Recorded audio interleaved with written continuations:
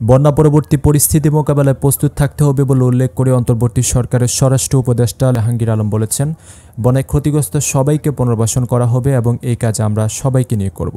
তিনি বলেন, বন্যা দুর্গত এলাকায় ত্রাণ পৌঁছে দিতে স্বেচ্ছাসেবীদের পাশাপাশি নৌযান নিয়ে কাজ করছে নৌবাহিনী, সেনাবাহিনী, পুলিশ, বিজিবি সহ সরকারি সব বিভাগ। পর্যাপ্ত ত্রাণ আছে, কিন্তু অনেক দুর্গত এলাকায় এসব সামগ্রী পৌঁছে দিতে ব্যাগ পেতে হচ্ছে।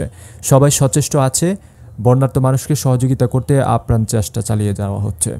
তবে বন্যা পরবর্তী সময়ের জন্য সবাইকে প্রস্তুত থাকতে হবে।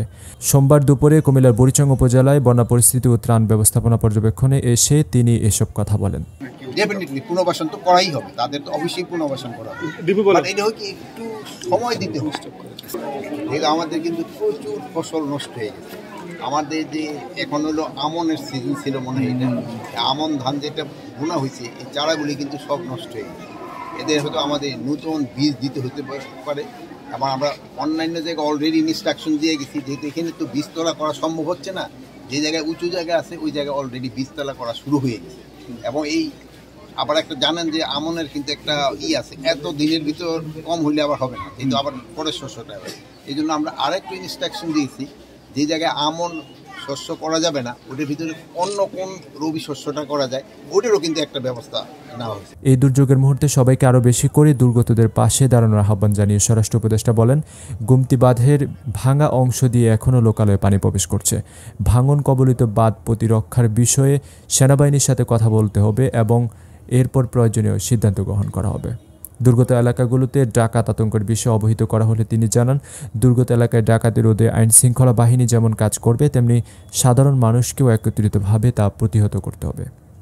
অনেক দুর্গম এলাকা আপনি যেখানে বললেন যে আপনাদের যেতে অসুবিধা, কিন্তু টহল যাওয়ার জন্য কিন্তু এই জন্য আপনারাও জনগণকে বলবেন যে এই বিপদের সময় তোমরা আরও বিপদ ডেকে এনো না। যেহেতু বাঙালিও কিন্তু একটা ভালোই ছিল, এই ফ্লাড হলে কিন্তু আমরা লোকজন কিন্তু ঝাঁপায় পড়ে, বন্যা বা এই যে ঝড় হলে আমাদের জনগণ কিন্তু হেল্প করতে আসে। অন্যান্য দেশের মতো না, আমাদের দেশে কিন্তু জনগণ কিন্তু একজনের পিছনে আরেকজনের দাঁড়ায়। আপনারা যদি এটা ভালোভাবে প্রচার করেন তবে দেখবেন জনগণই এটা প্রতিহত করে। মানুষকে ঐক্যবদ্ধ হয়ে সকল প্রতিকূলতা মোকাবেলা করতে হবে। এ সময় কুমিল্লার জেলা প্রশাসক খন্দকার মুশফিকুর রহমান, কুমিল্লা পুলিশ সুপার সাইদুল ইসলাম সহ জেলা প্রশাসন, পুলিশ ও বিজিবির ঊর্ধ্বতন কর্মকর্তাগণ উপস্থিত ছিলেন।